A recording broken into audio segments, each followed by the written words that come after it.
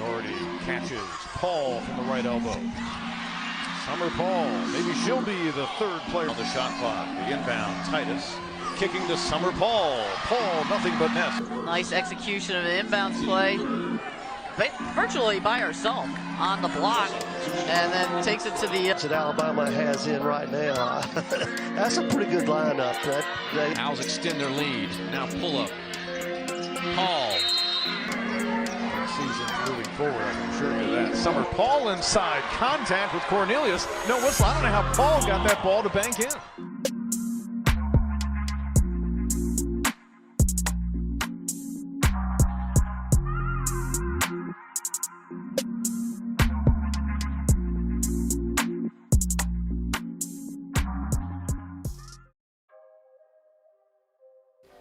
So my name is Summer Pahl. I'm from Kitchener, Ontario, and I am a shooting guard / forward. Perfect. Like Kitchener is like, historically, I guess people don't really think of it as like a basketball town. Like what made you, like, drew you to basketball? Well, originally I was a dancer, and I didn't really fit in with like that crowd, but then I had people that saw my height throughout elementary school and high school, and they kind of like pulled me into it, and then honestly like just picked up a basketball and like loved it ever since. It was like where I found like my peace and like my people, and like where I found myself like fitting in, and like yeah, I just never stopped from there. So who were your like biggest basketball influences, like growing up? Growing up is tricky because I didn't really watch, like genuinely didn't really watch much, but now like watching like the WNBA like and stuff like that, I like Skylar Diggins. Like I think her game is just so different, and I just like love the way she like handles the ball and stuff like that. That's dope. So you were a BioSteel All-Canadian.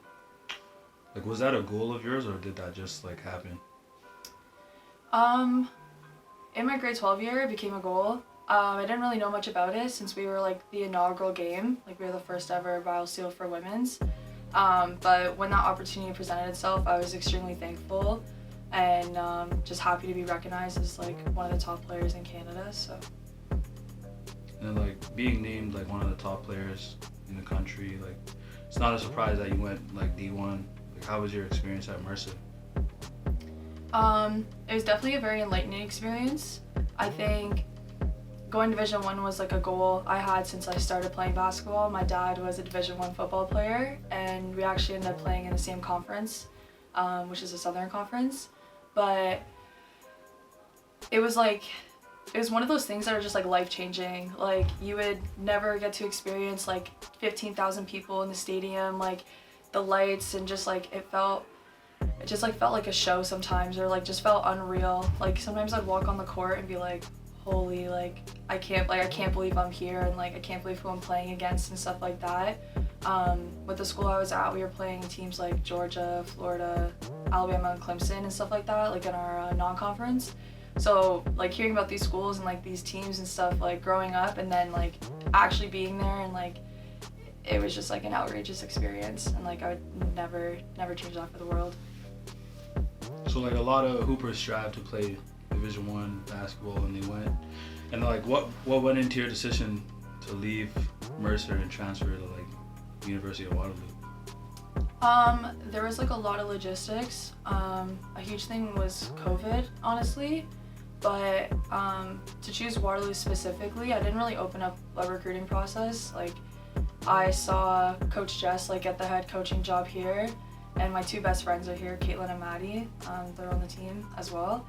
And it was a pretty like easy decision. We'd always like joked about like coming back and like playing together, and Maddie had transferred from Windsor the year before, and like Caitlin has been here since day one.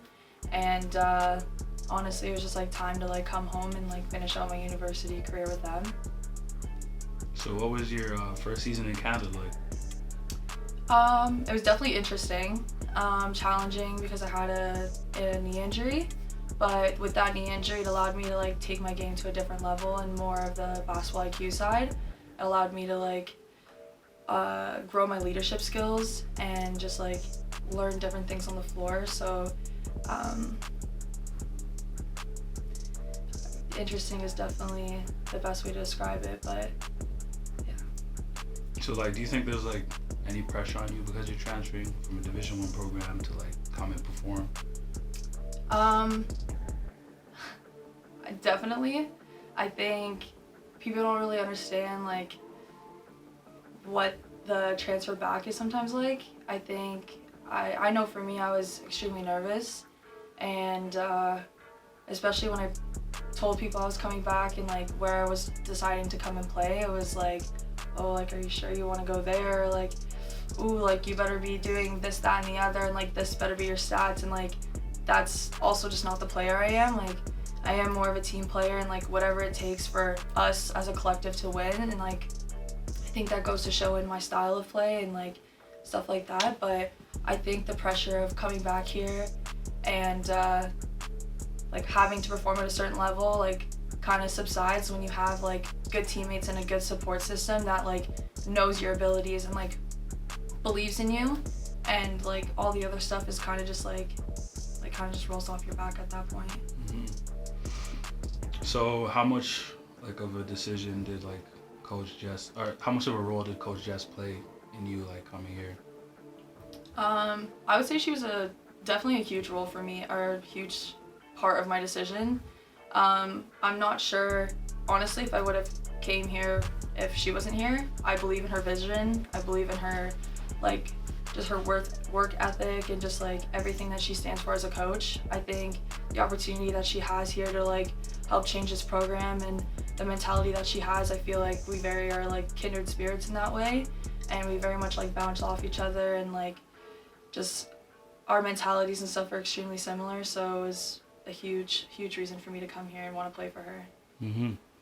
So like women's basketball is still growing, it's coming a long way. Like, what are some things like you'd like to see continue to change, and like how would you like contribute to it? A huge thing I'd like to see is like seeing more women represented in the coaching side of things. I think the coaching staff that we have is predominantly female, and you don't really see that much, and you don't see that much at the OUA level. And I think that's huge, and like having that representation for females to want to come back and like spread their knowledge and like take head coaching positions and like be in that powerful role is going to be huge for women's basketball and the development and like how we see basketball progress in Canada.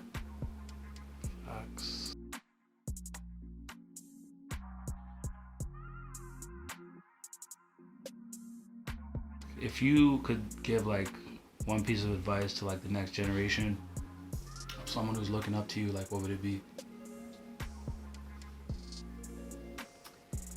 My advice would be take your time, because I think you blink and then you're in the position that I'm at, and you're in your 4th year, and basketball could end or could continue. And I think sometimes I wish I took a step back and enjoyed like every little moment a little bit more, whether that was the triumph of winning or winning a ring and all that stuff, or like the hard workouts that you might never get to experience ever again. I think it's just enjoying like the time that you have with your teammates and like the people you meet, and just like accepting that as part of like who you are, and like how this experience as a basketball player like is really defining you like every day, even if you don't see that. That's dope. That's perfect.